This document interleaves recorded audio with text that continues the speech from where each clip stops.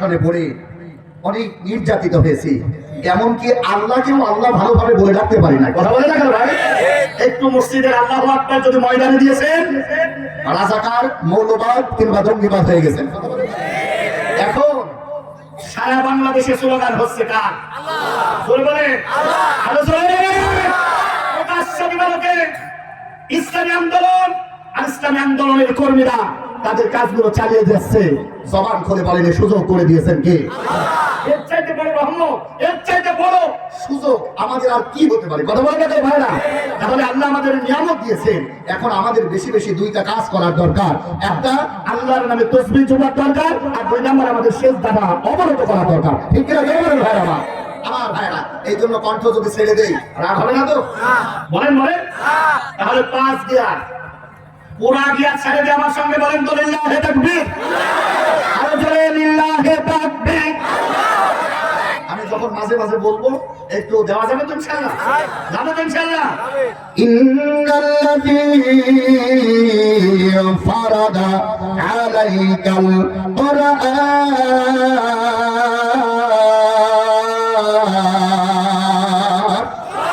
আলাইকাল কুরআন লারাদুকা ইলা মা'আদ।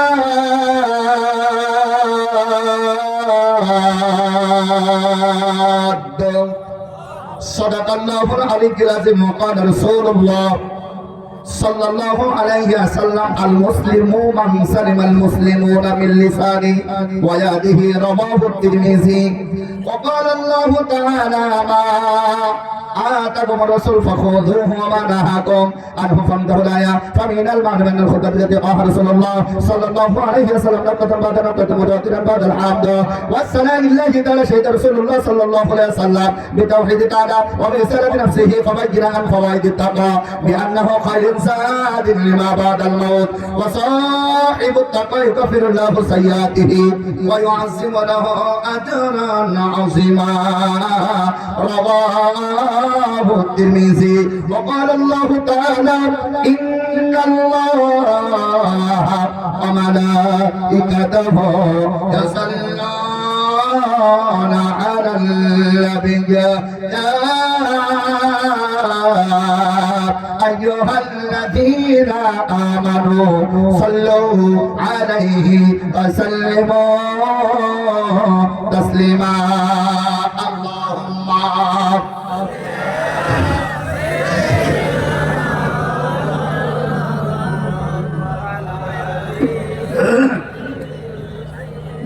مولانا محمد اللهم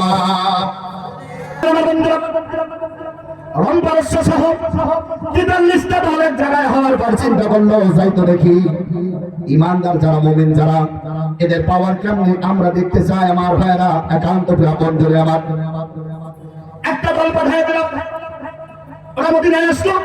মদিনায় আসার পরে আমার ভাইরা সাহাবীদের কাছে জিজ্ঞাসা করছে, ও ভাই আপনাদের বলে একজন আমির আছে, কি আছে? জোরে বলেন। আপনাদের আমির আছে, নাম হলো খলিফাতুল মুসলিমিন, জাহানের খলিফা হযরত ওমর ফারুক রাদিয়াল্লাহু তাআলা। আমরা তার সঙ্গে সাক্ষাৎ করতে চাই, বলো তোমাদের আমির কয়? ওর ভিতর দিয়ে একজন সাহাবী আমার ভাইরা দাঁড়াইতে বলতেছে, আমির কোথায় আছে বলতে পারবো না, তবে এতটুকু বলতে পারি, শোনে নাও, আমাদের আমিরের বলে উট হারাই গেছে, উট খোঁজার কাজে আছে। সুবহানাল্লাহ। বিদেশে প্রতিনিধিরা ডাকতে বলতেছে, আমি কিন্তু অর্ধ জাহানের খলিফা, যার আঙ্গুলের ইশারায় এই অর্ধ জাহান চলে, তার পরিচয় চাচ্ছে, তোমরা বলো। আমার ভাইরা সাহাবীরা বলতেছে, আমরা তো সেই আমিরের কথাই বলতেছি। সুবহানাল্লাহ বলবেন না? আমরা তো সেই আমিরের কথাই বলতেছি। একজন আরেকজনকে বলতেছে, আমির উট হারাই গেছে, আমির নিজেই চলে গেছে, মনে হয় এর ভিতরে কোনো রহস্য আছে। ডাকতে বলতেছে, তাহলে কোন দিকে গেছে জানতে চাই। রাস্তা দেখায় দিল, প্রতিনিধি দলগুলো আমার ভাইরা অগ্রসর হয়ে গেল, ওমরের খোঁজ নেওয়ার জন্য অগ্রসর হয়ে গেল। কিছু পথ যাওয়ার পরে দেখতেছে একটা গাছের নিচে একজন মানুষ শুয়ে আছে, অথচ তার মাথার নিচে বালিশও নাই, কাঁথাও নাই। আমার ভাইরা তার মাথার নিচে আছে গাছের একটা শিকড়। বলেন সুবহানাল্লাহ। প্রতিনিধি দল যাওয়ার পর বলতেছে, আসসালাম আমার ভাইরা যাওয়ার পর বলতেছে, জানতে চাই অর্ধ জাহানের খলিফা যার আঙ্গুলের ইশারায় চলে ওই ওমরের পরিচয় কি একটু দিতে পারবে? হযরত ওমর দাঁড়ায় গেলেন, দাঁড়ায় যে বলতেছে, আনা ওমর। সুবহানাল্লাহ বলবেন না? কি বলতেছে? আনা ওমর, আমি ওমর। প্রতিনিধি দল মনে করতেছে মনে হয় এটা সাধারণ কোন ওমর, এক নামে তো 10 জন থাকতেই পারে। ডাকতে বলতেছে, আরে আমরা তোমারে খুঁজি না বোকা, আমরা খুঁজতেছি এই যে ঈমানদার আর মুমিন যারা আছে এদের একজন আমির আছে, এদের একজন লিডার আছে, এদের একজন নেতা আছে, আমরা সেই ওমরকে খুঁজতেছি। ওমর বলতেছে, ভাই আনা ওমর। সুবহানাল্লাহ কেন বলেন? প্রতিনিধি দল চিন্তা করল, হলেও হতে পারে যে প্রতিনিধি দল এই চিন্তা করলো যে উট খোঁজার জন্য যেতে পারে, সে গাছের নিচে ঘুমাতে পারে, এটা স্বাভাবিক। ডাকতে বলতেছে, আমরা রোম পারস্য থেকে আমাদের দলভুক্ত যারা আছে তারা পাঠিয়েছে আপনার খোঁজ নেওয়ার জন্য। আমরা জানতে চাই আমাদের যিনি প্রধান আছে, আমাদের যিনি সেনানায়ক আছে, আমাদের যিনি পরিচালনা করে, ওনাদের সামনে গার্ড, পিছনে গার্ড, পাশে গার্ড, ডানে গার্ড, আপনার কি কোনো গার্ড লাগে না? তখন হযরত ওমর বলতেছে, আমারও একটা গার্ড আছে। প্রতিনিধি চারিদিকে তাকাচ্ছে, কো গার্ড তো নাই। ডাকতে বলতেছে, আমার ভাইরা, আমার গার্ড সেই যে আমার তামাম বডিটাকে নিয়ন্ত্রণ করে তৈরি করেছেন। জবান খুলে বলেন তিনি বলেন আমার ভাইরা। হযরত ওমর বলতেছে, শুনে নাও, আমার গার্ড দুনিয়ার কোন মানুষ নাই, আমার গার্ড হলো আমার মালিক। আল্লাহু আকবার বলবেন না ভাইরা? প্রতিনিধি দল ডাকতে বলতেছে, তোমার একজন মালিক আছে, তোমার একজন রব আছে, তিনি তোমাকে দেখে কিন্তু জানতে চাই এখানে কি তোমার কোনো শত্রু নাই? তোমাকে তো আঘাত করতে পারে, তোমাকে হত্যা করতে পারে। হযরত ওমর ডাকতে বলে, শুনে নাও, জীবন যিনি দিয়েছেন মৃত্যুর মালিক একমাত্র তিনি। কথা বলেন না আমার ভাইরা? এখানে অনেক বড় কথা, সংক্ষিপ্ত আকারে যে কথাটা আপনাদের সামনে উপস্থাপন করতে চাই। হযরত ওমর চলে গেলেন বাড়ির ভিতরে, যে মুসলমান যারা হয় মেহমান পাইলে তারা খুশি হয়ে যায়। আল্লাহর বান্দারা মেহমান পাইলেন, বাড়ির ভিতর থেকে নাস্তা নেওয়ার জন্য আমার ভাইরা মেহমানদারিত্ব করার জন্য দস্তরখানা পেরে দিলেন।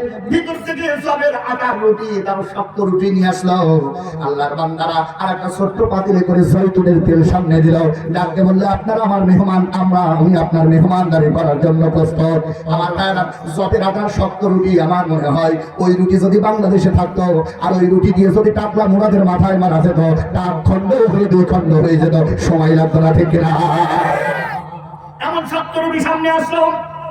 সামনে আসার পর প্রতিনিধি দল তো অবাক হয়ে গেল, এটা কেমন খাবার আমরা আসলাম? আল্লাহর বান্দারা অর্ধ জাহানের খলিফা, অর্ধ জাহানের খলিফা, আল্লাহর বান্দারা এত বড় রাষ্ট্র যিনি পরিচালনা করে তার নাম হলো ওমর। আপনার বাড়িতে খাসির জবের আটার রুটি, জবের আটার রুটি আমার ভাইরা। 2 নম্বর হলো জয়তুনের তেল। প্রতিনিধি দল ডাকতে বলতেছে, আমার ভাইরা, প্রতিনিধি দল ডাকতে বলতেছে, শুনে নাও, এইটাই কি আমাদের নাস্তা? বলে, হ্যাঁ। ওমরের চাইতে ভালো খাবার কি তোমার কাছে নাই? তোমার পরিবাররা এর থেকে কি ভালো খাবার খেতে পারে না? আল্লাহর বান্দারা হযরত ওমর ডাকতে বলে, শুনে নাও, এর চাইতে ভালো খাবার খাওয়া আমি এবং আমার পরিবারের দ্বারা আদৌ সম্ভব নয়। রাষ্ট্রীয় কোষাগার থেকে যতটুকু পাই এর চাইতে ভালো খাবার খাওয়া আমি ওমরের দ্বারা সম্ভব নয়। তার কারণ ওমর সারা পরিমাণ কোন মানুষের হক নষ্ট করে না। অথচ আমরা দেখেছি আমাদের এই বাংলাদেশে বড় বড় দাড়ি নিয়ে যারা রাজনীতি করে, পরবর্তীতে দেখা যায় ওদের নাম হলো দরবেশ। এক হাতে দাঁড়িয়ে আমার ভাইরা দরবেশ, 57 আমার ভাইরা 57,000 কোটি টাকা পাওয়া গেছে। বলেন সুবহানাল্লাহ। ওর অ্যাকাউন্টে 57,000 কোটি টাকা পাওয়া গেছে আমার ভাইরা। আল্লাহর বান্দারা এ টাকা ওর বাপের, আমাদের ঘাম ছড়ানো টাকা নিয়ে ওরা এক জায়গায় করেছে। জবান খুলে বলে, ঠিক না? আরেক শয়তান ছিল, এখন আর নাই, ওর নাম হলো বিচারপতি কালামানিক। ওর অ্যাকাউন্টে পাওয়া গেছে 97,000 কোটি টাকা। আর মানে আমার ভাইরা, বাংলাদেশের যত টাকা এখন সব ওই শয়তানদের আন্ডারে। বলেন না ভাইরা আমার? আল্লাহর বান্দারা একান্ত আপন জনে আমার। 5 তারিখে যখন 6 তারিখে দেখলাম কালামানিক হচ্ছে কলার পাতায় শুয়ে আছে। আমার এই মাথায় এখনো 2টা বুলেট আছে আমার ভাইরা। 5 তারিখে অজ্ঞান হয়ে পড়েছিলাম। চিন্তা করবেন না, এই ময়দানে যেমন আছি রক্ত দেওয়ার জন্য, আমরা আরবেরা ইসলামী আন্দোলনের জন্য সবাই প্রথম কাতারেই থাকবো ইনশাআল্লাহ। করবেন না শুধু হুজুরগিরি করে খাই না, আমরা কোরআনের রাজ কায়েম করার আন্দোলনে প্রথম সারিতে আমরা আগে রক্ত দেব, এরপর আমাদের কর্মীরা রক্ত দেবে, ঠিক কিনা? আমার ভাই, আমার বন্ধুরা, তোমরা বন্ধুরা আমার, আমি হাসপাতালের বেডে আমার কানে খবর আসলো আমার ভাইরা, চিন্তা করবেন না লেডি ফিরাউন পালায় গেছে। আমার পাশেই বলতেছে হুজুর 6 তারিখে বলতেছে যে বিচারপতি কালো মালিক বারবার আঙ্গুল ফাঁকাই বলতো সাইদি ধর সাইদি মার, আর সাইদির ধরে সবাই এই কথা যিনি বলতেন ওইটা এখন কট হয়ে আল্লাহর বান্দারা শুয়ে আছে কলার পাতায়। আমি ওই সময় অতটা খুশি হতে পারি না। আমি তখন নিজের মনের কথা আপনাদের কাছে শেয়ার করতেছি আমার ভাইরা। ওই সময় আমি বেশি খুশি হতে পারি না। আমি আমার আল্লাহর কাছে বলেছিলাম, আল্লাহ আমি জানি তোমার ধরা শক্ত ধরা, তোমার এই ধরায় আমি হাফিজুর খুশি হতে পারি নাই। তার কারণ নির্যাতনের স্থিরতা আমরাই না ঘরে দেখি নাই, তবে অনুভব করেছি আল্লাহর বান্দারা কোরআন প্রচার করার কারণে, কোরআনের দাওয়াত দেওয়ার কারণে শহীদ আল্লামা দেওয়ার হোসেন সাইদিকে ওরা কারারুদ্ধ করে নাই। 13টা বছর নির্যাতনের উপরে নির্যাতন করেছে। সর্বশেষ আমাদের শহীদ আল্লামা দেওয়ার হোসেন সাইদিকে ওরা আল্লাহর বান্দারা দুনিয়াতে থাকতে দেয় নাই। আমার ভাইরা সামনে রাস্তা আল্লামা সাইদি আর দুনিয়ায় নাই। আমরা কুষ্টিয়ার অনেক কুলারের আল্লাহর বান্দারা জানাজা করার জন্য রওনা হলাম। আল্লাহর গোলামেরা শুনলাম এই ফিরাউনের বাচ্চা আমাদের আল্লামার জানাজা পুরো ঢাকার ময়দানে হতে দেবে না। সংবাদ আসলে জানাতে হবে খুলনায়। খুলনায় ফিরাউনের প্রেতাত্মারা চারিদিক থেকে আমার ভাইরা স্লোগান দিল সাইদিকে আমরা খুলনায় দেখতে চাই না। ওই আল্লাহর বান্দারা শুনে নাও, ও রতনে রতনে চেনে আল্লাহর বান্দারা আরেক জিনিস চেনে, আল্লাহর গোলামেরা কোসো। চিন্তা করো না, পিরোজপুরের ময়দানে যে দেখেছি পিরোজপুরের মাটি আর মানুষ, হিন্দু বৌদ্ধ খ্রিস্টান, ওরা কবি জানিও আমাদের আল্লাহ আমাকে ভালোবাসে। এই জন্য আল্লাহ ঢাকাতে কবুল করে নাই, খুলনাতে কবুল করে নাই, আমার আল্লাহ পিরোজপুরের ময়দানে কবুল করেছে। জবান করে বলো না আল্লাহু আকবার। আমার ভাইরা, বাংলার জমিনে আমাদের আল্লাহ মাজার আল্লাহর বান্দারা বয়ান শুনে লক্ষ লক্ষ মানুষ পাগল পারা হয়ে যেত। এটা শুধু ইসলামের গর্ব নয়, তাম বিশ্বের মানুষের জন্য রত্ন। একে যারা নিয়ে কটূক্তি করত, ওই কালামানিক আল্লাহর বান্দারা কলার পাতায় শুয়ে আছে। এই দৃশ্য দেখে সবাই খুশি হতে পারে, আমি হাফিজুর খুশি হতে পারি নাই। আল্লাহর বান্দারা একান্ত আপন জন্য আমার আল্লাহর কাছে বিচার দিয়েছিলাম, আল্লাহ কোরআন বিশ্বাস করি মা আনজালনা আলাইকাল কোরআন লিতাশকা।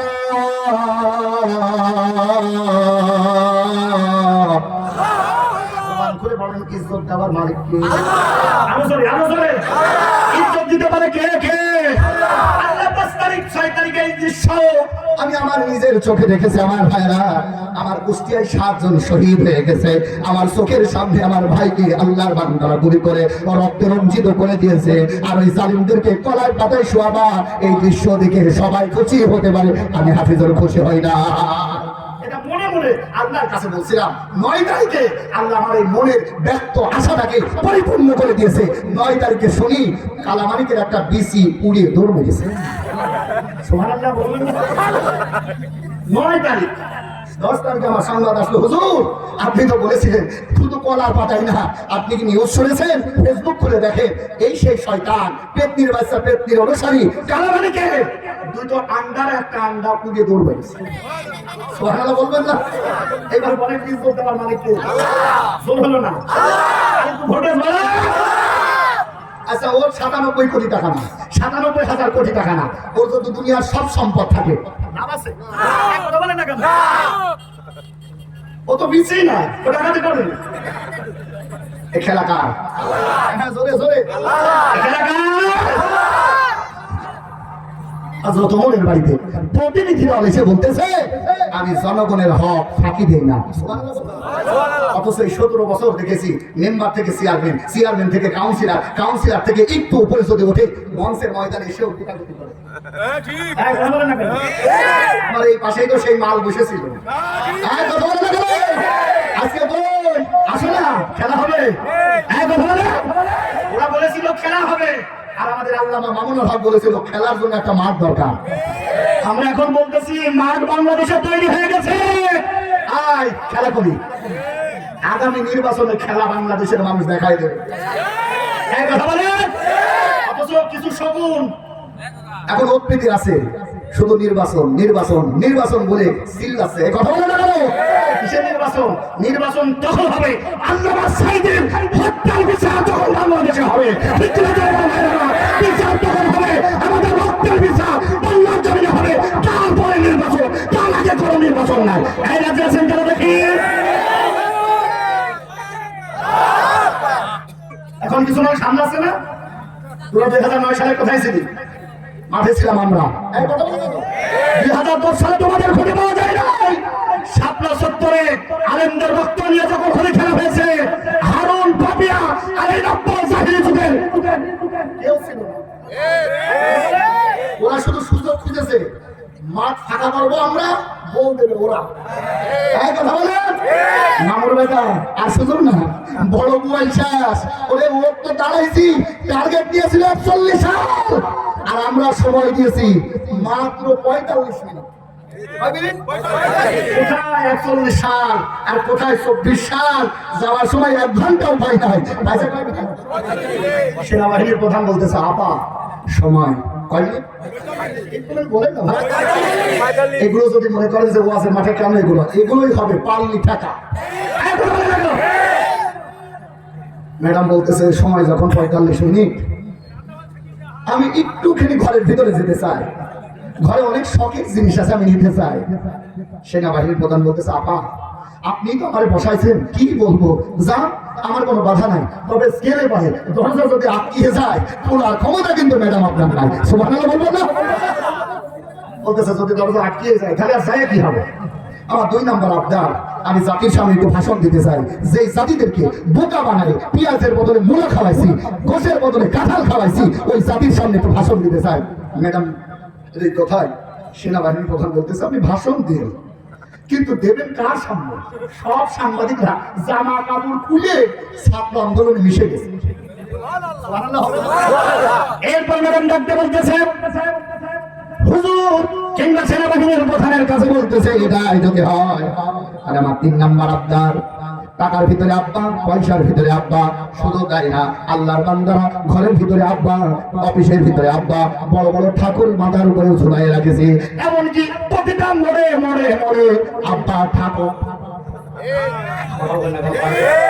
ঠাকুর কি ঠাকুর? মুজিব চত্বর। আমার কুষ্টিয়ার 5 রাস্তার মোড়ে একটা ছিল, 6 তারিখের সকালে বাস্তব ঘটনা আমি আমার চোখে দেখা বলতেছে ভাইরা। আমি মুফতি আমির হামজা সহ কয়েকজন আলেম এক জায়গায় হয়ে বললাম চলো দেখে দেখি বাপের কি অবস্থা। মোড়ের বাইরে যেয়ে দেখতেছি বাপ 71 সাল থেকে 24 সালে যত সেজদা দেয় না আল্লাহর বান্দারা যেয়ে দেখতেছি বাপ এখন সেজদা বলেন বলেন বাপ সেজদায় পড়ে আছে। আমার ভাইরা হঠাৎ করে 5 রাস্তার মোড়ে যেয়ে দেখলাম আর ভাইরা আমাদের কুষ্টিয়ার একটা মাদ্রাসার ছাত্র এই সাইজের, মাথায় আছে পাগড়ি। আমার ভাইরা আসে সেন খুলে দিয়ে গরম পানি স্প্রে করছে আব্বার মুখে, সেন খুলে দিয়েছে। দূর থেকে দেখতেছি মনে হচ্ছে যেন পাইপে করে না কিসে করে পানি দিচ্ছে। যাই যাই যাই কয়েকজন আলেম হাঁটাহাঁটি করতেছে, কাছে যে দেখতেছে আমার ভাইরা ছোট্ট বাচ্চাটা যন্ত্র খুলে দিয়ে স্প্রে করতেছে একেবারে বাপের মুখে। আমরা যে বললাম ও সোনা ও ভাই কেন এর প্রতি এত রাগ কেন? আমার ভাইরা তখন তিনি বলেছিল এই সেই আব্বা যাকে খাড়া করার জন্য এই কুষ্টিয়ার আমার মাদ্রাসার 3 জন ছাত্রকে জেল খাটতে হয়েছে। আমার হাতে হাতল নাই, আমার হাতে শাবল নাই, আমার কাছে ক্ষমতা নাই, কি করব? আল্লাহ যে যন্ত্র দিয়েছে ওটা দিয়েই ছাড়লাম। আর আল্লাহকে বললাম দুনিয়ায় গরম পানি দিলাম আমি, আর পরকালে গরম পানি দিও তুমি।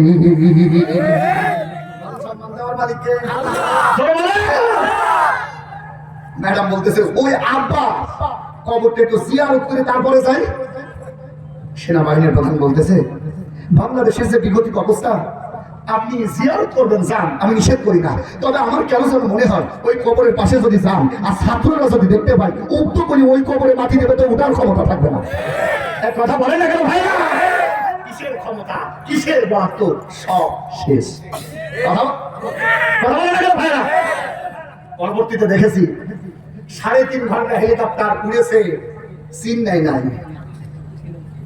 ব্রিটেন নাই, আমেরিকা নাই, ইংল্যান্ড নাই, সিঙ্গাপুর নাই, এমনকি আমার ভাইরা সৌদি আরব পর্যন্ত বুবুর জায়গা দেয় না। সর্বশেষ যার মাল তার কাছে গেছে, যার জিনিস তার কাছে গেছে। ওয়াল্লাহ ওখানে যেও কি সুখী আছে মনে হচ্ছে যেন দাও দাও দাও দাও দাও দাও করে চলতেছে। কথা বলেন কত সপ্তাহ একটা ভয়েস বেরিয়েছে, বুবু বলতেছে সব কি আমার দোষ, আমার বউ রেহেনার কি দোষ নাই, ওর কি ছেলে মেয়ের দোষ নাই, আমার বিয়ার কি দোষ নাই, সবাই আমারে ধরে কে, আমারে ধরে কে। আমরা বলতেছি তুই হলো নাটের গরু, তোরে শুধু ধরি নাই, তুই আয় বাংলাদেশে খেলা শুরু হবে।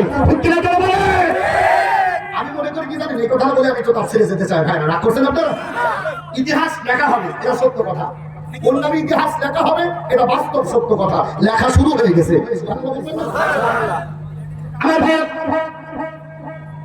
আমার মনে হয় ইতিহাসের পাতা যত জালিম আছে সবচাইতে নির্লজ্জ বেহায়া সবচাইতে ঘৃণিত মহিলা হবে এইটা।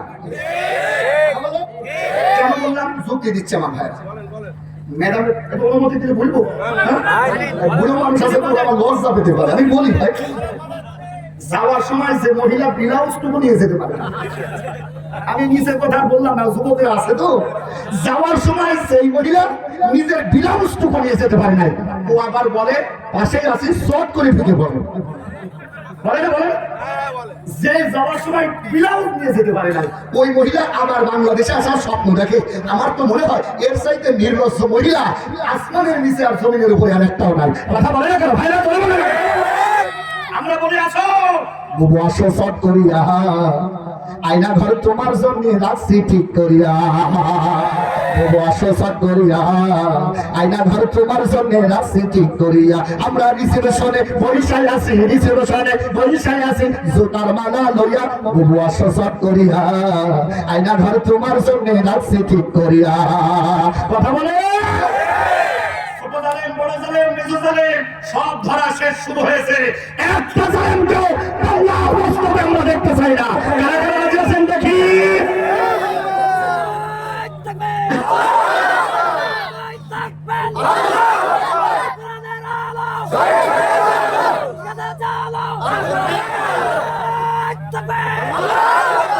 আলহামদুলিল্লাহ, জবান করে বলেন আলহামদুলিল্লাহ।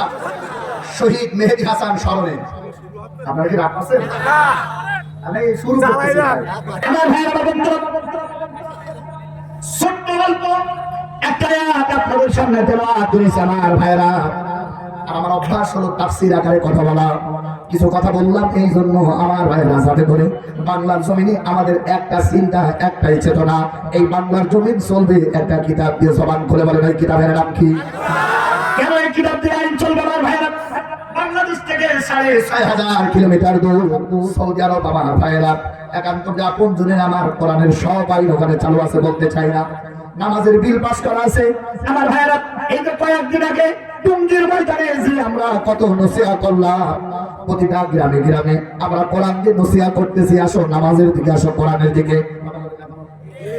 সৌদি আরবে নামাজ করা লাগে না, নামাজের ওয়াজ করা লাগে না আমার ভাইরা। তার কারণ হলো নামাজের বিল পার্লামেন্ট থেকে পাস করা আছে। এক ওয়াক্ত আল্লাহর বান্দারা নামাজ যারা কাজা করবে 50টা বেতের আঘাত তার পিছনে দেওয়া হবে। আল্লাহর বান্দারা বলেন তো দেখি, এই আইন যদি সাতক্ষীরায় থাকতো আমার মনে হয় কত মানুষ ওযু বাদেই মসজিদে যে পড়ে থাকতো। আমাদের আর বলা লাগতো না নামাজে আসো, অনেক ফায়দা হবে, বলা লাগবে না। ডান্ডা যখন দেবে এমনিতেই মানুষগুলো মসজিদে চলে যাবে। এই জন্য আমরা এখন আল্লাহর বান্দারা ওয়াজ করতে চাই না। আমাদের একটাই কাজ, প্রতিটা মহল্লায় মহল্লায় যে আল্লাহর কোরআনের বিধান চালু হবে। আমাদের ঘরে, আমাদের বাইরে নাই, একবারে মূল জায়গা, সেটা হলো আল্লাহর পার্লামেন্ট থেকে, সংসদ থেকে আল্লাহর কোরআনের রাজ চালু হবে। নামাজের বিল পাস করা হবে, যাকাতের বিল পাস করা হবে। এটা আমার ভাইরা শুধু এখানে শেষ না, নির্যাতিত মানুষের পাশে আমার ভাইরা দাঁড়াবে 16-18 কোটি মুসলমান। কথা বলেন ঠিক কিনা? আমার ভাইরা ছোট্ট একটা আয়াত তিলাওয়াত করেছে আপনাদের সামনে। এইবার আমার আলোচনা শুরু হচ্ছে কোরআন থেকে। তার কারণ কোরআনের তাফসীর আমাদেরকে শোনা লাগবে কোরআনের কায়দায়। আল্লাহ রাব্বুল আলামিন বলেন ফারাত্তির বিল কুরআনি মান ইয়াখাফু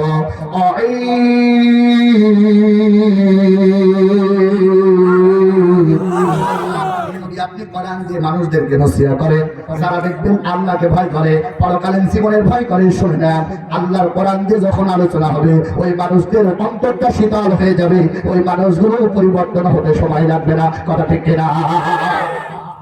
আমার ভাইয়েরা, সম্পূর্ণ আয়াত আমি পড়ি নাই, ছোট্ট একটা আয়াতে কারিমা আমি তেলাওয়াত করেছি। আমার ভাইয়েরা, সূরাটার নাম সূরাতুল কসাস। জবান করে বলেন কোন সূরা? আমি এই জন্য তাফসীর আকারে কথা বলতেছি। আমার ভাইয়েরা, আমি জানি এই সাতক্ষীরার মানুষ জুন কাটতে পারে, কিন্তু ওরা আল্লাহর কোরআনকে বুকে ধারণ করে পথ চলে। আমার বিশ্ববিদ্যালয়ের একজন বন্ধু আছে, যখনই আমি সাতক্ষীরাতে মাহফিল করি, একদিন আমাকে ধরে কলিজার ভিতরে নিয়ে বলতেছে, হাফিজ ভাই, আমি তো বক্তা না, এই জন্য সারা বাংলাদেশ ঘুরতে পারি না, তবে আমার বিশ্বাস সাতক্ষীরা এমন একটা জায়গায়, সাতক্ষীরার মাটি হলো ইসলামের ঘাঁটি। আমার মাঝে মাঝে বলে ওই সাতক্ষীরার কিছু মাটি নিয়ে এসে যদি কুষ্টিয়াতে ছিটিয়ে দিতে পারতাম, আমার মনে হয় এই কুষ্টিয়াটাও আল্লাহর বান্দারা সাতক্ষীরার মতো নব্য জাহিল মুক্ত আল্লাহর কোরআন প্রেমিক জায়গা হতো। বলেন সুবহানাল্লাহ। আপনাদেরকে ওরা জানে এই সাতক্ষীরাতে এমন একটা ইউনিয়ন আছে, ওই জায়গায় যত শপথের কর্মী আছে, এমন অনেক জেলা আছে, এমন শপথের কর্মী খুঁজে পাওয়া যায় না। আমার ভাইরা, শুধু তাই না, এই সাতক্ষীরার মানুষের পরিচয় তো বড়, এমনও মানুষ আছে যার বইয়ে বয়স হচ্ছে 40, তার মামলা আছে 60টা। মানে বয়সটা তার চাইতে বেশি মামলা। এমন মুজাহিদ বলেন তো দেখি, সারা বাংলাদেশে না থাকলেও একটা এলাকায় আছে। জবান খুলে বলেন ওই এলাকার নাম কি? বলেন বলেন। এই যে আপনাদের ভুমরা, গতবার এই মাহফিলের আগে আমি গিয়েছিলাম। আমার ভাইরা, ওই মাহফিলে চুরি করে আমার সঙ্গে দেখা করতে এসেছিল আমার এক ভাই, নাম হলো আবুল বাশার। আমার ভাইরা কলিজার ভিতরে জড়াই দিয়ে বলেছিল, হুজুর আমি যুবক মানুষ, ওই রাম আর বামের প্রেতার তারা আমার উপরে শুধু মামলাই দেয় নাই, আমার উপরে এই মুহূর্তে 83টা মামলা দিয়েছে। আল্লাহর বান্দারা, ওর বয়স হবে সর্বোচ্চ 40। ভাই ভাই করে আমি আমার জীবনে 44টা জেলায় 54টা জেলায় সফর করেছি। আমার ভাইরা, 54টা জেলায় সফর করার পর আমি পর্যালোচনা করে দেখেছি, সবচাইতে নির্যাতিত যারা, তারা হলো এই সাতক্ষীরার আলেম। সবচাইতে মামলা, সবচাইতে হামলা, সবচাইতে কষ্ট দিয়েছে এই লেডি ফিরাউন। বাংলাদেশের 2টা জেলায় তার 1 নম্বরে হলো। আমরা জানাই দিতে চাই, চিন্তা কর না, আগামীতে আল্লাহর কোরআনের রাজ আন্দোলনের পতাকা এই সাতক্ষীরা থেকে উঠবে ইনশাআল্লাহ। ইনশাআল্লাহ রাজি? কারা কারা রাজি? এবার তুই হাত তুলে দেন তো। লিল্লাহি তাকবীর।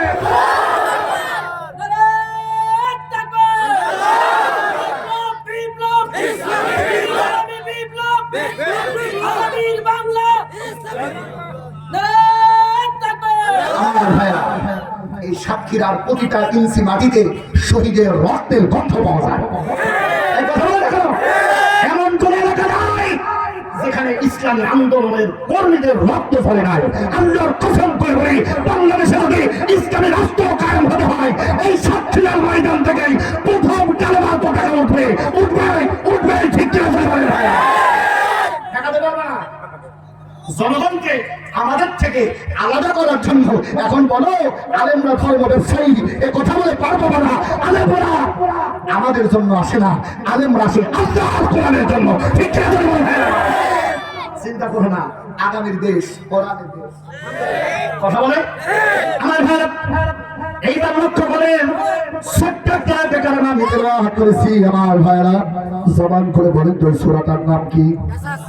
বলেন আরো জোরে। 86 নম্বর আয়াত। আমার ভাইয়ের একান্ত নিরাপদ জোরে আমার আল্লাহ তাআলা ডাকতে বলেন, ইন্নাল্লাযী ফারাদা আলাইকাল কুরআন।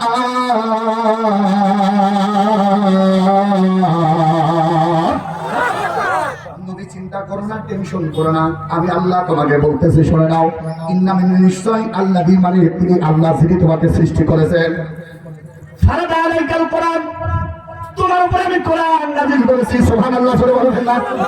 এই কোরআন যে তোমাদেরকে আমি জানাই দিতে চাই, যে কোরআনের কারণে জেল কেটেছো, যে কোরআনের কারণে রক্ত ঝরিয়েছো, যে কোরআনের কারণে তোমার অনুসারী যারা তারা কষ্ট করেছে, আমি আল্লাহ রাব্বুল আলামিন ওই কোরআন দিয়েই তোমাকে আবার এই দেশেই ফিরায় নিয়ে আসবো, আর জয়ের মালা তোমাকে পরাই দেব। আল্লাহু আকবার বলে না ভাইরা, বলে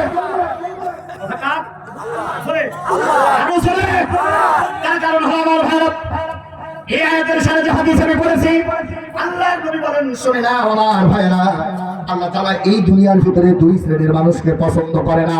আমার আল্লাহ এই পৃথিবীর মানুষকে বলেন তো দেখে হিসাব নেবে কখন? মরে যাওয়ার পরে। কখন? আমার সঙ্গে কথা বলেন না, দোয়া করে দেবো। আসেন দোয়া করে দিই ভাই। হিসাব হবে কখন? মরার। বলেন বলেন, মরার। তবে দুই শ্রেণীর মানুষের হিসাব হয় মরার আগে। মরার আগে হিসাব হয়, এরপরে মরার পরে হিসাব হয়। ও সাক্ষীরার ভাইরা জবান খুলে বলেন, কয় শ্রেণীর মানুষ? 11:50 বাজে, 12টা পর্যন্ত তো কথা বলি। আমার ভাইরা কয় শ্রেণী? এক নম্বর হলো খুকুল ওয়ালিদাইন, মা আর বাবার অবাধ্য সন্তান। আর দুই নম্বরে হলো আস-সুলমাতুন, যারা মানুষের উপরে জুলুম করে, ওদের বিজয় আমার আল্লাহ কোনদিন দেয় না। ফারাদা আলাইকাল কোরআন,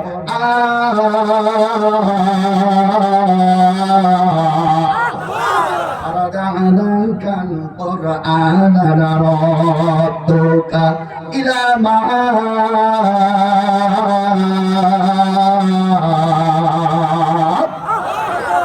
আল্লাহ কথা দিলাম, মাজলুম যারা হয় ওদের বিজয় দেবে কে? যারা মাজলুম হয় ওদের বিজয় দেয় আল্লাহ। কিন্তু চুলে চুলে যারা জানেন, যারা জুলুম করে, মানুষের রক্ত নিয়ে যারা খোলাখুলি খেলে, আমার আল্লাহ তাদেরকে মরার আগে শাস্তি দেয়। আমার ভাইরা বাংলাদেশে যারা মানুষের রক্ত নিয়ে হরি খেলা করেছে, মানুষকে হাত আর পা বেঁধে যারা আয়না ঘরে ঢোকাইছে, আল্লাহর বান্দারা, এটা হলো সব চাইতে বড় জালিম, এটা হলো সব চাইতে বড় জুলুম। এই জন্য আমার আল্লাহ জালিম মুক্ত বাংলাদেশ করতে চায়। অনুরিদু আন্নামুন্না আলাল্লাযীনা ইসতুদঈফু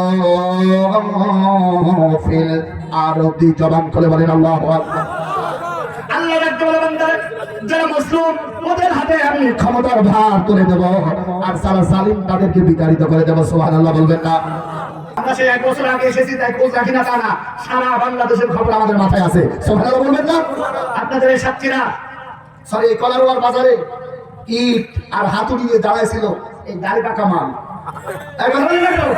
ওদের চিন্তা করে না যে দাড়িওয়ালা জীবনের পরোয়া করে না, ওই দাড়িওয়ালাদেরকে আল্লাহর কোরআনের দাস গায়ে পাবে ইনশাআল্লাহ। ঠিক কিনা বলে বলেন? আমার ভাইরা বন্ধু, ইতিহাসের পাতায় আমরা 1 নয় 2 নয় 22 জন জালিমের নাম পাই। জবান করে বলেন কয়জন? আর 1 নাম্বার জালিমের নাম হলো আদম আলাইহিস সালামের প্রথম সন্তান, নাম হলো কাবিল। নাম কি? কাবিলের 1 নাম্বার কাজ ছিল ভাইয়ের রক্ত ছড়িয়ে আনন্দ পাওয়া। এটা হলো পৃথিবীর 1 নাম্বার জালিম। আমার ভাইরা ইতিহাসের পাতায় আরো অনেকের নাম এসেছে, 2 নম্বরে নাম এসেছে। আমার ভাইরা একান্ত প্রিয় বন্ধুরা, আমার 2 নম্বরে নাম এসেছে, ওর নাম হলো নমরুদ। জবান করে বলে নাম কি? আমার ভাইরা নমরুদ শুধু আল্লাহর বান্দারা। 3 নম্বরে নাম এসেছে ফিরাউনের, 4 নম্বরে নাম এসেছে আবু জেহেলের, 5 নম্বরে নাম এসেছে উতবা, 6 নম্বরে নাম এসেছে সাইবা। এইভাবে 1 নয় 2 নয় 22 জনের নাম আছে। আগামীর ইতিহাসে বাংলার জমিনে 23 জনের নাম পাবে। সর্বশেষ যে নামটা হবে ওর নাম হলো হাসি।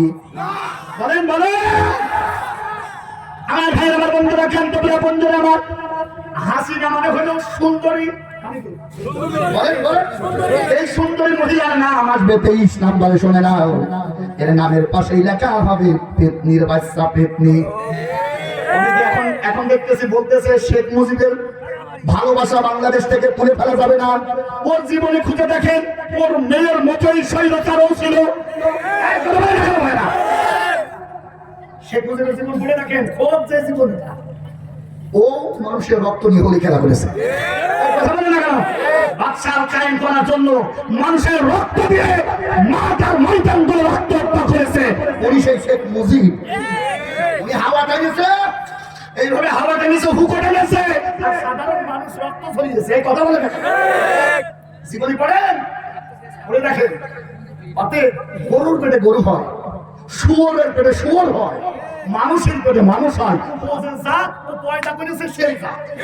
এই কথা বলে না কেন ভাই?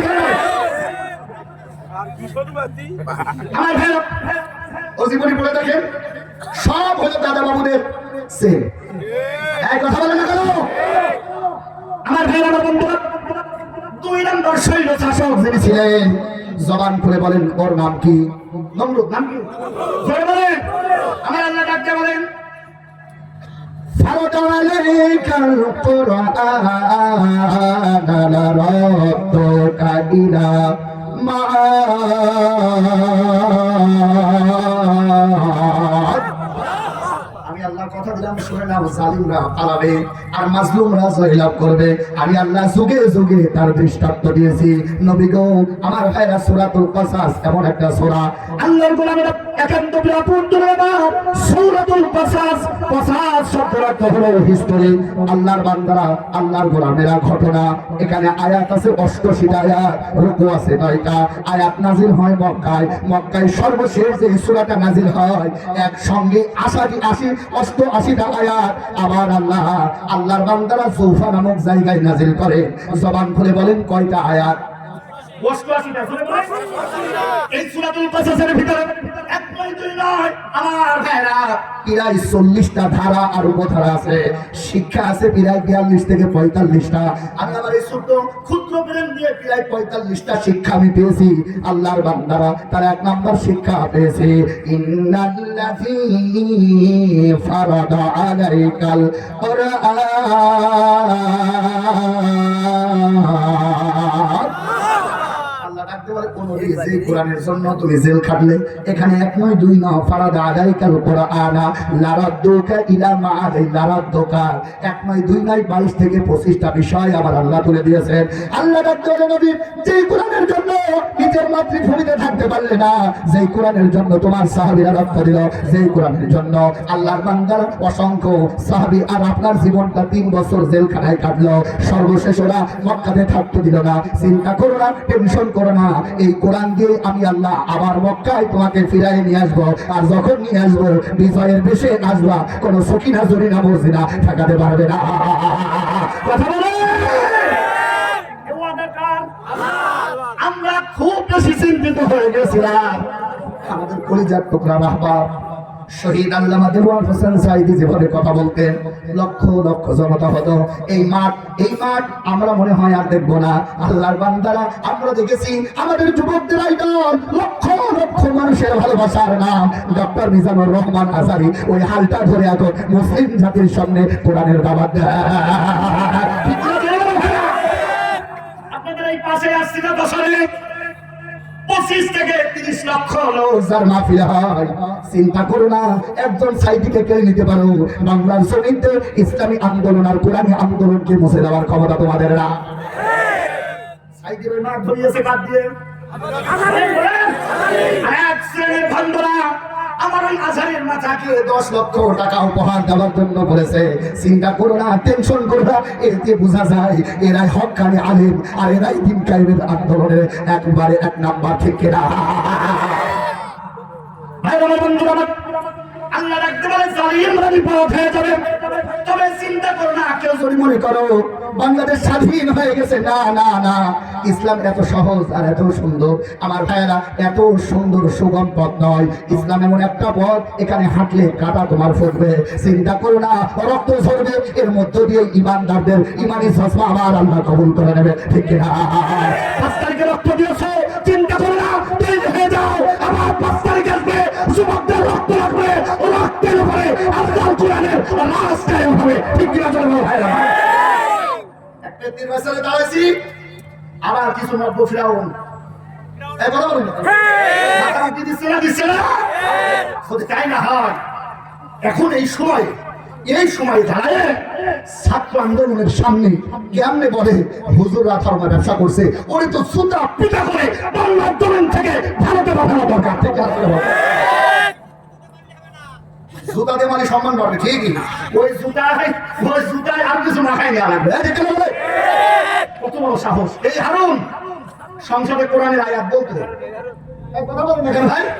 যখন মহিলা ছিল, এই শয়তান মহিলা যখন ছিল, তখন মাঝে মাঝে দেখতাম সংসদে কোরআনের আয়াত বলতেছে। আমি মাঝে মাঝে চিন্তা করতাম এই সংসদে মনে হয় এই একজনই আছে, কিন্তু ও যে এত বড় কোরআনগার, ও যে এত বড় শয়তান, ও যে এই বাংলার জমিনে দাঁড়ায় এখন আলেমদের বিরুদ্ধে কথা বলে, বাংলার জমিনে এক ইঞ্চি জায়গা এই হামলের জন্য দেওয়া দরকার না। ঠিক কিনা বলে বলো ভাইরা? সজাগ থাকবেন। বুবু চলে গেছে, কিন্তু বুবুর বাসর এখন বাংলাদেশে আছে। কথা বলে জোরে বলে না কেন? এই বাসরদের জন্য একটা ছোট্ট আবদার বলো। আপনাদের এলাকায় কি গাভী গরু আছে? গাভী বছর বছর বাসরদের আছে? মনে করেন এই চাচা নাম কি? মুজাম্মেল হক সভাপতি। এখানেও যেমন সভাপতিও তেমন সোহানলা বলবেন, কিন্তু এই চেয়ারে বসেছিল দুটো মারা হুজুর। একবার বলে না কেন? এই খেলা কার?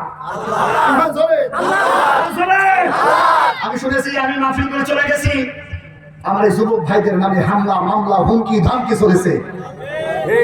এখন কোলারোয়াই নাই। কথা বলে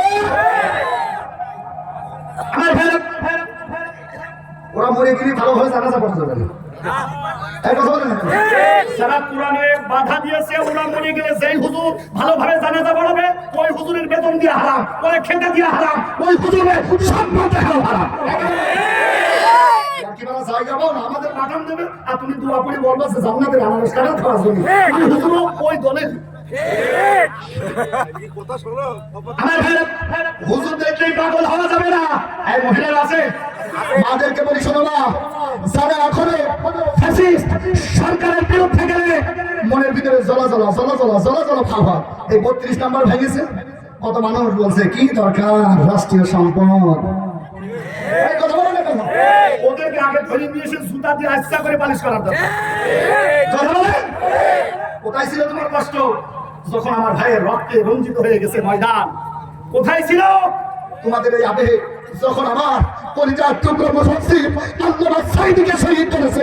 কোথায় ছিল তোমার এই আবেগ যখন আমার নিজরিকে শহীদ করেছে? কোথায় ছিল আবেগ যখন আমার কাদের মোল্লাকে শহীদ করেছে? কোথায় ছিল আবেগ যখন আমার লক্ষ লক্ষ আলেমের রক্ত দিয়ে ৭৭ ভাষা হয়েছে? আর এখন তোমরা আবেগ দেখাও, স্বৈরাচারের একটা চিহ্ন বাংলাদেশে থাকবে না। চিন্তা করেন না, খেলা যখন শুরু হয়েছে একটা হবে। এই খেলা আমার তোমার না, এই খেলা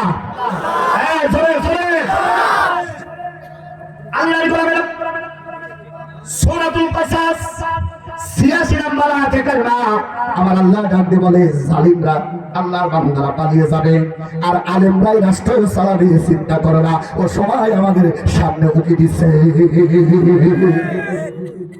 আমার ভাইরা ২ নম্বর জালিম নাম কি? নমরুদ। এই দুনিয়া ইব্রাহিম নবীকে আসতে দেবে না। আল্লাহর বান্দারা মামলা আদায় করলো, আল্লাহর বান্দারে ঘটনা আমরা সবাই জানি। নতুনত্ব কিছু কথা আপনাদেরকে জানাই যান। আমাদের মুরব্বী সাবজেক্ট তৈরি করে দিয়েছে, অল্প পরিসরে কয়েকটা কথা বলে যায়। আমার ভাইরা দেখো কেমন খেলা, জালিমরা কিভাবে ধ্বংস হয়ে যায়, আল্লাহর বান্দারা একান্ত প্রাপদ জন্য। আবার নমরুদ চিন্তা করলে ইব্রাহিম নবীকে আসতে দেবে না। জানতে চাই ও কলারওয়ার ভাইরা, ইব্রাহিম নবীকে দুনিয়ায় এসেছে এ কথাই নয়, দুনিয়াতে এসে ইব্রাহিম আলাইহিস সালাতু ওয়াস সালাম তার রবের গোলামি করেছে, কেউ ঠেকাতে পারে না। অনেক বড় ঘটনা আমার ভাইরা, কলিজার টুকরা সাক্ষীরা ভাইরা শুনে নাও। ইব্রাহিম নবী যখন রবের কালেমা প্রচার করতেছে, মার কাছে যে বলে, মা ও মা জানতেছে আমার রব কি? মা ডাক দিয়ে বলতেছে কিসের আল্লাহ? মা ডাক দিয়ে বলে তোর রব আমি। আমি হুজুরদের ব্রেন মনে হয় খুব দুর্বল, এরা খুব একটা বোঝে না, পরের বাড়ি খায় তো, এদের বুঝ শক্তি খুব কম। এক কথা বলছে না, এদের বুঝ শক্তি যে বেশি তার উজ্জ্বল দৃষ্টান্ত ৫ তারিখ। এই কথা বলেন না কেন? তোমরা মনে করতেছো এমনি স্বাধীন হয়ে গেছে। না না না, 158 জন ছাত্র সমন্বয়কের দ্বারা গঠিত এই বৈষম্য বিরোধী ছাত্র আন্দোলন, আর 108 জন হলো শিবিরের মাল। এই টুপিওয়ালা এই কথা বলেন না কেন? যেন কেন মাল না, এ হলো আল্লাহর সৈনিক। কথা বলে না? 158 জনের ভিতরে 108 জন কি এরা? কথা বলেন না কেন? আমরা স্বাধীন করে দিলাম, আর তোমরা এক হাতে জিপ দিয়ে চাটা শুরু করতেছো। চাটা জিপ ধরে এমন টানা টানবো, ও 45 মিনিট সময় পাইছিল, তোমরা 45 সেকেন্ড সময় পাবা না। এমন ছাড়া ছাড়বো তার কাটায় বেঁচে মতো শোনার সুযোগ পাবা না। ঠিক আছে? বাংলাদেশ ইসলামী ছাত্র শিবির বাংলাদেশে আছে না? নাই? আছে। একটুখানি ভোল্টেজ বাড়াই দেবো। তাই যদি না হবে চিরনি অভিযান চালাইয়ে যে শিবির নিধান করে দিল, ওরা আবার কি করে উঠলো? আল্লাহ, এখন ঢাকা বিশ্ববিদ্যালয় শিবির, ইসলামী বিশ্ববিদ্যালয় শিবির, রাজশাহী বিশ্ববিদ্যালয় শিবির, চট্টগ্রাম বিশ্ববিদ্যালয় শিবির, মনে হচ্ছে যেন চারিদিক থেকে ইসলামী আন্দোলনের কর্মীরা উৎপেতে ছিল সাইনকে দাঁড়ানোর জন্য। ঠিক কিনা? খবর রাখেন, এমনি স্বাধীন হয় নাই, আমাদের মা বড় মা। এই কথা রাখো। আমার ভাইয়েরা বন্ধুরা, খারাপ আছে? নম্র চিন্তা করলাম, ইব্রাহিম নবীকে আসতে দেব না, আর ইব্রাহিম নবীর অবস্থা ওই দুনিয়াতে রাখবো না। মন কাহিনীতে আসে আমার ভাইরা, আল্লাহর বান্দারা একান্ত প্রাপন জন্য আমার আল্লাহ নবী ইব্রাহিম দুনিয়া আসলো একটার পরে একটা, আল্লাহর দিনের কালেমা উদ্দিন করার জন্য চেষ্টা করলো। সুবহানাল্লাহ বলবেন না ভাই? একটু জবান করে সবাই গিয়ার উপরে করে বলেন আল্লাহু আকবার। হিস্টোরিতে আসে আমার ভাইরা, কিভাবে জালিমের পতন হয়ে গেল আমরা জানি। এই ইব্রাহিম নবী যখন দিনের দাওয়াত দেয়, তখন সর্বপ্রথম আয়না ঘরে ঢোকায়, তার মানে এখন হলো হাসিনার আয়না ঘর, আর তখন ছিল নমরুদের আগুনের ঘর। এক কথা বলেন, আগুনের ঘর, এটা তো বড় ব্যাপার আমার ভাইরা। সবাই দেখতে পায় জালিমরা কিভাবে নির্যাতন করে, কিন্তু ওই নমরুদকেও হার যিনি মানাইছে তিনি হলো আমাদের বাংলাদেশের নমরুদ। আয়না ঘর করেছে, আয়না ঘর। আজকে আমি আস্তে আস্তে একটা ভয় শুনছিলাম, এমন নিষ্ঠুর ঘর ওরা বানিয়েছে আমার ভাইরা। আমার খুব কাছে থেকে যে আলেমদের সঙ্গে কথা হয়েছে, গত পরশুদিন আমার ভাইরা মাহফিল ছিল মাওয়াতে, ভোলাতে, কুষ্টিয়া থেকে হেলিকপ্টারে গেছে আমার ভাইরা। যাওয়ার পর একজন নির্যাতিত আলেমের সঙ্গে আমার সব বেশি কথা হয়েছে। দু চোখের পানি টপ টপ টপ টপ করে ফেলছিল, আর বলছিল হুজুর হাফিজ ভাই কি বলবো, ওদের এক ধরনের একটা মেশিন আছে, ছোট্ট একটা ঘরের ভিতরে নিয়ে যান, নিয়ে যাওয়ার পরে হাত দুইটা বেঁধে ফেলে, দুইটা বেঁধে ফেলে, হাত আর পা একই টেবিলের উপরে দিয়ে দেয়। আমার চোখের সামনে হাত আর পা দুইটা টেবিলের উপরে দিয়ে সুইচ দেওয়ার সঙ্গে সঙ্গে এমন একটা যন্ত্র, এমন একটা মেশিন ফিট করেছে, প্রতিটা আঙ্গুলের নখগুলো ছিঁড়ে ছিঁড়ে একটা একটা করে যেন চলে যায়। আমাদের চোখের সামনে দেখেছি। আমি যখন এই দৃশ্য দেখি, তখন আমার কলিজা মারে না, জোরে চিৎকার দেয় এমন একটা ঘরে। ওই ঘরের ভিতর থেকে আওয়াজটা বাইরেও যায় না। আমরা নমরুদের কথা শুনেছি, প্রকাশ্য দিবালোকে ইব্রাহিমকে মেরে ফেলবে, এই জন্য দাউদু করে আগুন জ্বালাইছে। আর আমাদের এই নমরুদের বাচ্চা নমরুদ আমার ভাইরা একান্ত আপন ধরে আমার শুধু আগুনের ভিতরে না, আয়না ঘরের ভিতরে ফেলে দিয়ে আল্লাহর বান্দারা যেখান থেকে আওয়াজটা আসে না। আজকে আমার ভাইরা আল্লাহর বান্দারা, আমি যে ভয়েসটুকু শুনলাম, আল্লাহর বান্দারা আয়না ঘরের বর্ণনা দিয়েছে, সুড়ঙ্গ একটা জায়গা, ছোট্ট একটা ঘর, মানুষগুলোকে ফেলে দিয়েছে, মানুষগুলো আর্তনাদ করেছে, চিৎকার করেছে, ডাক দিয়েছে বাঁচাও বাঁচাও বাঁচাও বাঁচাও করে। কোন মানুষ দেখতেও পাই না, এমনকি মানুষ শুনতেও পাই না। আমার ভাইরা এমনও মানুষ আছে ওই আয়না ঘরের ভিতরে আল্লাহর বান্দারা সেজদায় পড়ে আছে, আর ওঠার মতো কোনো সুযোগ তাদের হয় নাই। আল্লাহর বান্দারা এমনও আছে দাঁড়ায় আছে, উপর দিকে তাকায় আছে, উপর দিকে তাকায় কঙ্কাল হয়ে দাঁড়াই আছে। আমার মনে হয় নমরুদের চাইতে এই লেডি ফিরাউন হাসিনা সব চাইতে বড় স্বৈর শাসক আর জালিম ঠিক না।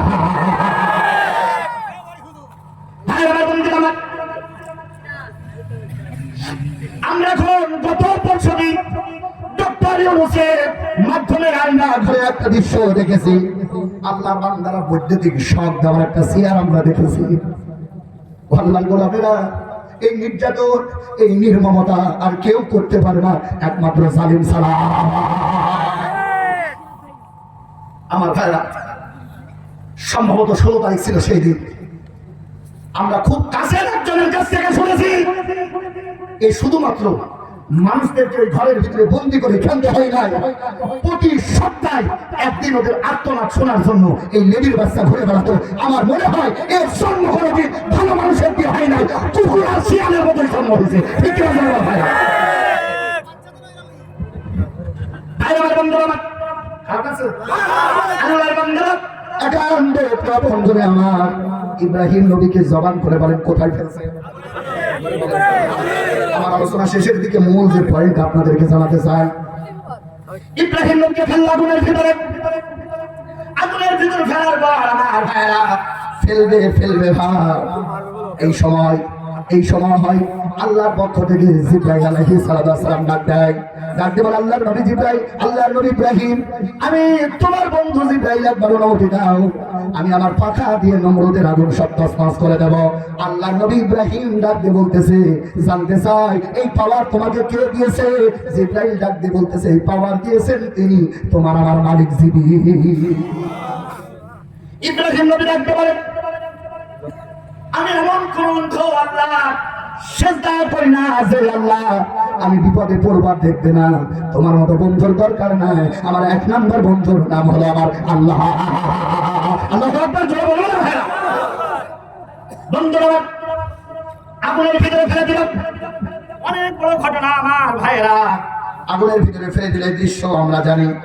আগুনের ভিতরে ফেলার পর আল্লাহ তাআলা আগুনের উপরে নোটিশ জারি করে দিল, কুলনা রুকুনি বারদাও ওয়া সালামান আলা ইব্রাহিম। আমার মনে হয় আপনারা দুর্বল হয়ে গেছেন। আরে বিয়ার বেলায় বলেন আল্লাহু আকবার, জবান খুলে বলেন ইব্রাহিম নবী কোথায়? আমার ভাইরা, আল্লাহ নোটিশ যখন জারি করে দিল, আগুনের এতটুকু ক্ষমতা না ইব্রাহিম নবীর একটা লোম পোড়ানো।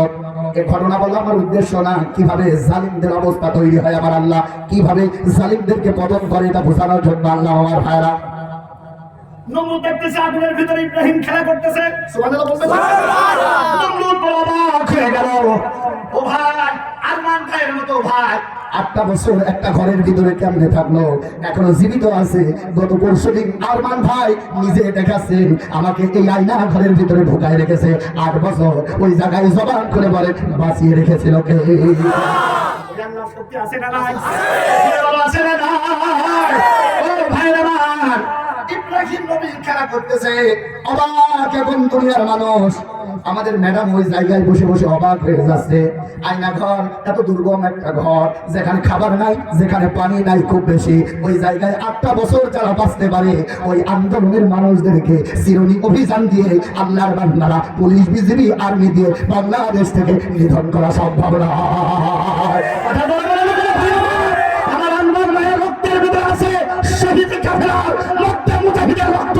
এই রক্ত বাংলার জমিন থেকে মোছা সম্ভব নয়। আর তোমরা এক বাড়ি খাইয়ে অর্ধেক মরে গেছে, বলে না হাসিনা সেই কেস কাটি না, মনে হচ্ছে দাদার কাছে যে চাপ সুপ সহ্য করতে পারছে না, বুড়ি বুড়ি ভাব। কথা বলে না কেন ভাইরা? ওখানে তো সুখে থাকার কথা। আমি রংপুরে মাহফিলে গেছিলাম ভাইরা, আমি বলেছিলাম তোমাদের বৌমা এখন কোথায়? ওরা বলেছিল হুজুর আমাদের বৌমা নাই, আমরা কোনোদিন বৌমা স্বীকার করি না। ও মহিলা জীবনে কোনোদিন স্বামী লাগে না। আমি গোপন কথা ওদিকে যেতে পারলাম না, মুরব্বী মানুষরা আসছে এখানে, আরো দুটো মারিফাতি কথা ছিল ও পর্যন্ত রেখে দিলাম। নমরুদ আশ্চর্য হয়ে গেল, এত কষ্ট করে আগুন জ্বালালাম, ওই আগুন কেন কেন কেন পোড়াতে পারে না? আগুন ডাকতে বলে আল্লাহ, ও আল্লাহ আমার একটু জবান খুলে দাও, নমরুদের কথার উত্তর দেই।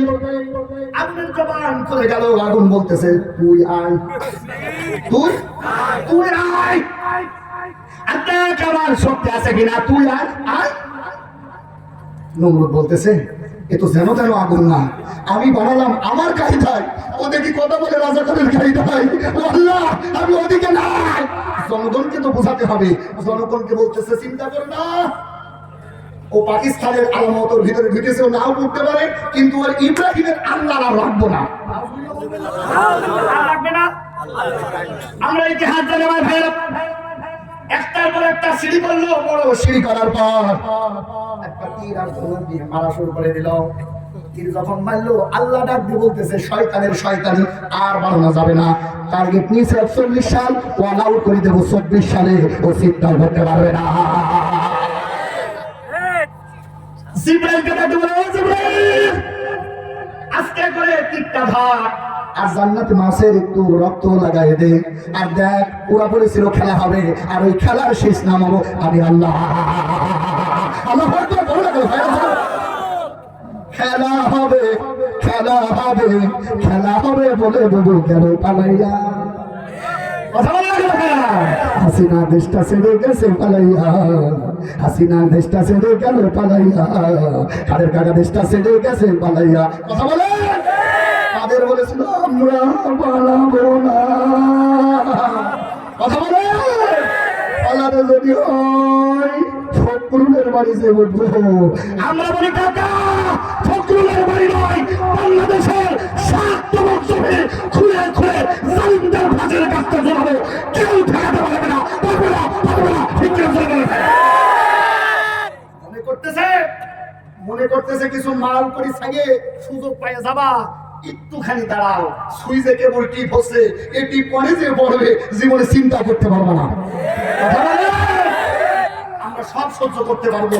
আওয়ামী লীগের সঙ্গে আদায় করে যারা চলবে, বাংলাদেশে ওদের থাকা সাবক আমরা দিতে পারি না। তবে চেতনায় কয়েকটা আমলিক ছিল, ওদেরকে মাফ করে দিতে হবে। চেতনায় বুঝেন না কি করা যাবে, জোর করে আওয়ামী লীগের মালা পরাই দিয়েছে, ওদের আমরা কিছু বলবো না। তবে যাদের কারণে আমাদের রক্ত ঝরিয়েছে, আমাদের ভাইদের রক্ত ঝরেছে, ওদের খরা বাংলাদেশে হবে না। বলছেন না ভাই? আমার ভাইরা আর একটুখানি চলবে,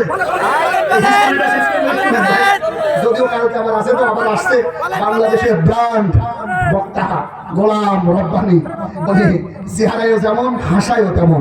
আমার ভাই এত কান্নার আর হাসার ওয়াজ আমি খুঁজে পাই না। আমি যেটুকু দিই ও জ্বলবে পুড়বে, ও আক্রান্ত তো উঠতে পারবো। এখন বলে না কেন ভাই? আমার ভাইরা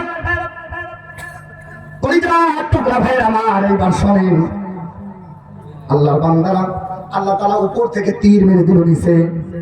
নমরুদ দেখতেছে তীরে লাগায় কিসের রক্ত, মাসের কিসের? অথচ নমরুদ চিন্তা করলো ইব্রাহিম তুমি মরো না হয়, কিন্তু তোমার আল্লাহ শেষ। আউযুবিল্লাহ বললেন না? রক্ত দেখে ওই মুফতি মুমতাজের মতো কিছু মোটা মোটা তরতাজা শয়তান এসে বসে গান ধর। একজন জালিমরা যখন খুশি হয় তখন যাত্রার প্যান্ডেল দেয়। এই কথা বলে না কেন ভাই? জালিমরা যখন খুশি হয় তখন যাত্রা দেয়, বেলি ডান্স দেয়, ময়ূরের মতো তাজা তাজা মুখ লাগিয়েছে যুবকদের ইমান ধ্বংস করতে চায়।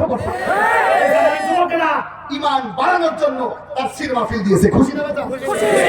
ইব্রাহিমের জাত আর ওটা হলো নমরুদের জাত। ওর পড়ালেখা লাগে না, তাও মুফতি মুমতাজ। আমি কয়েকদিন আগে গিয়েছিলাম ওর এলাকায়, যে কত চিল্লালাম, বুবু কই কই কই, একটা সাড়া পাই না।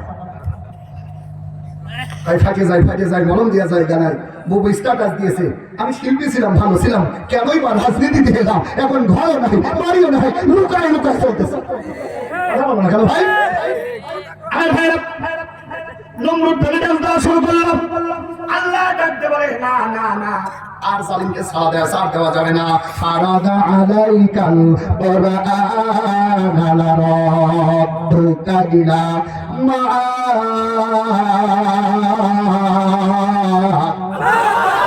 এখন নমরুদকে আস্তে করে এক নয় দুই নয় শুধু চেয়ার থেকে সরাই দেব না, আমি আল্লাহ অপমান অপদস্থ করে কিভাবে সরে নাও, আর ওই চেয়ারে আমার নবী ইব্রাহিম কিভাবে বসবে তোমরা দেখে নাও।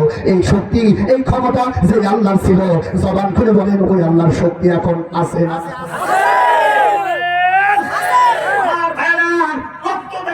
স্লোগান তৈরি করে দিল, ইব্রাহিমের আল্লাহ আর নাই, ইব্রাহিমের আল্লাহর দেখো এই যে রক্ত, তোমরা মদ পান করো, তোমরা ব্লিডার্স দাও। আমার আল্লাহ ডাকতে বললেন না না না, আর ছাড় দেওয়া যায় না। আমার আল্লাহর তরফ থেকে একদল সৈনিক পাঠালেন। ওটা যেন তেন সৈনিক না, ওটা হলো বৈষম্য বিরোধী ছাত্র আন্দোলন দেখেছে, কিন্তু ওই সময় চলেছে বৈষম্য বিরোধী মশা আন্দোলন। আন্দোলন বৈষম্য বিরোধী মশা আন্দোলন। আমার ভাইরা, আল্লাহর তরফ থেকে একদল সৈন্য আসলো। জবান খুলে ও কলারওয়ার ভাইরা বলো, ওই দলের নাম কি? ওখানে গিয়ে বলো। মশা মারার জন্য কামান ঠিক করা লাগে, আস্তে করে চারটা বাড়ি মারলে মশা শেষ। আজকে বাংলাদেশের প্রতিষ্ঠিত দল বিএনপি, জামাত থেকে শুরু করে চাচা চাচি 14, 15, 16, 18, 20, 22 কত দল হাসিনাকে দাঁড়ালো, নইল না। মশার মতো ছোট ছোট আবু সাইদের মতো কলিজার টুকরাও খায় না। আল্লাহর সৈনিক হয়ে যখনই নেমেছে হাসিনা পালাইছে।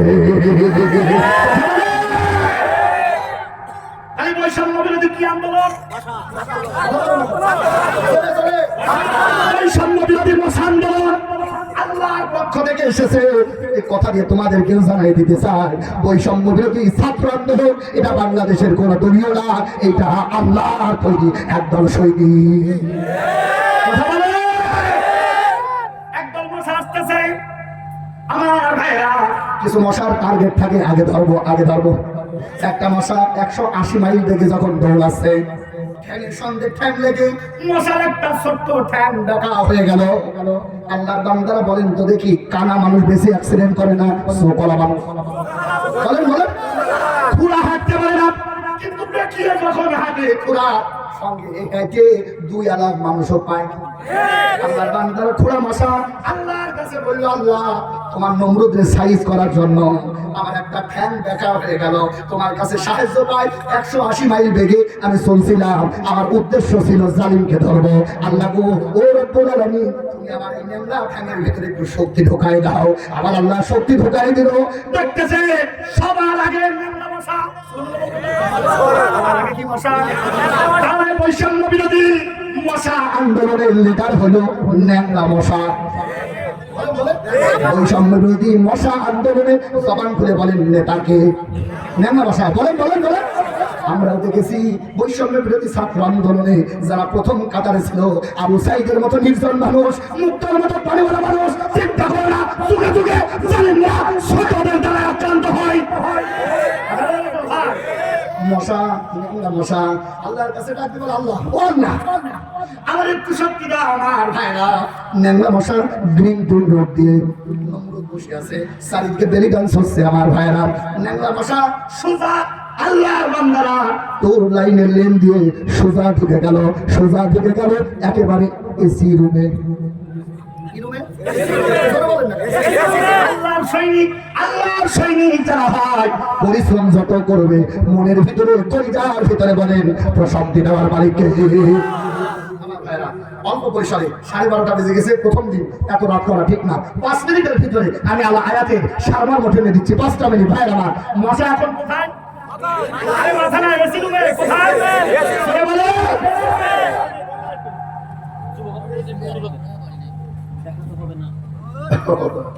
আমার ভাইরা, মশা কোথায়?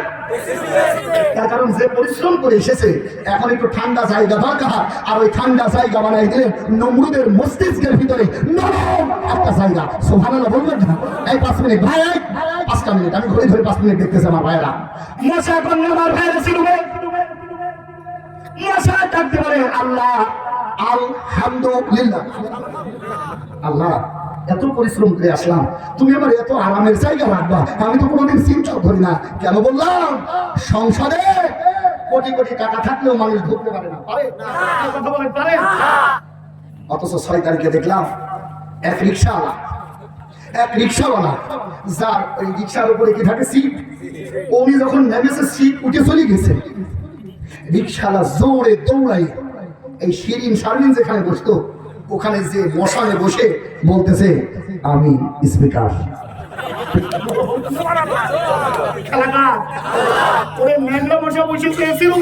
আর আমাদের এই 5 তারিখে ফিরাউনের মসনদে বসেছে কে? রিক্সাওয়ালা যে রিক্সা ছেড়ে দিয়ে সংসদে ছাত্ররা বিভিন্ন জিনিস নিয়ে খেলা করছে, আর রিক্সাওয়ালা একেবারে সোজা গ্রিন টি রোড দিয়ে স্পিকারের চেয়ারে বসেছে আর বলতেছে, আই অ্যাম স্পিকার। সুবহানাল্লাহ বলবেন না? এখানে ন্যাংরা বসা। এই কথা বলেন ভাই। তার খালি ওই মশা আর এই মশা আমার ভাইরা মিলে যায় নমরুদের পতন হয়েছে বাংলার জমিনে কোন নমরুদের বংশ আর থাকবে না। অনেকেই বলেন বাবু আপনি ঘাবড়াবেন না, আপনি ঘাবড়ালে আমরা ঘাবড়িয়ে যাই। চিন্তা করে না, মুজিবের কোন বংশ বাংলার জমিনে থাকবে না, থাকবে না ঠিক না? একটা রিক্সা রাখে আমার আল্লাহ যদি স্পিকারের চেয়ারে বসাতে পারে, ওই আল্লাহর ক্ষমতা।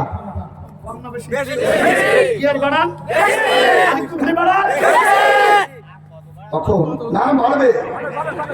ন্যাংলা মশা বলছে আল্লাহ স্পিকারের চেয়ারে যখন বসালে, কোথায় গেল?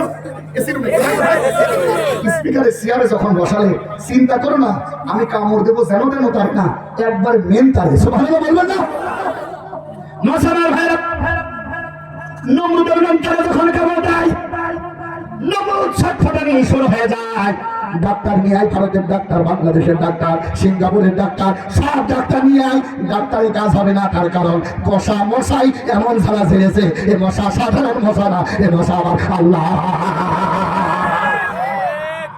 মশাকার তোমরা দেখতেছো ছোট্ট ছোট্ট সার্জিস, ছোট্ট নাহি শুনে নাও, এ নাহি আর এই আন্দোলনের কর্মীরা সাধারণ কর্মী নয়, এটা হলো ন্যাংরা মশার মতো আল্লাহর শহীদ। 5 মিনিট হয়ে গেছে আজ পর্যন্ত।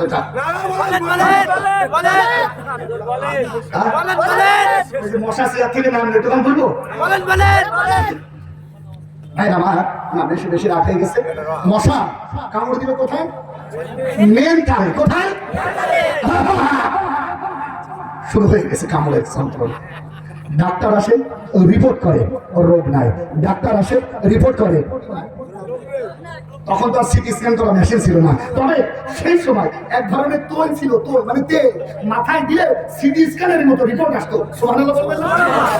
তেল যখন মালিশ করে, আচ্ছা আমাদের যে মস্তিষ্ক এটা ডোরা কাটা না, কথা বলেন না?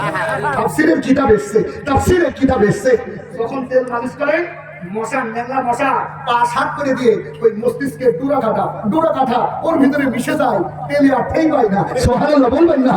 ওই আল্লাহ ম্যাডাম বলতেছে বাংলাদেশের শিবির নাই, বাংলাদেশের জামাত নাই, আমার গতি 41 সাল না 81 সাল পর্যন্ত নেব। ওই এখন দেখা যায় বাংলাদেশের ইসলামী ছাত্র শিবির, ঢাকা বিশ্ববিদ্যালয়, চট্টগ্রাম বিশ্ববিদ্যালয়, ইসলামী বিশ্ববিদ্যালয়, বাংলাদেশের প্রতিটা পালতে ইসলামী আন্দোলনের কর্মীরা। ঠিক আছে? এই পর্যায়ে কিছু হয় না। এক ডাক্তার রাত করে দিয়েছে বসান, যখন দিয়েছে মশা রেস্টে চলে গেছে।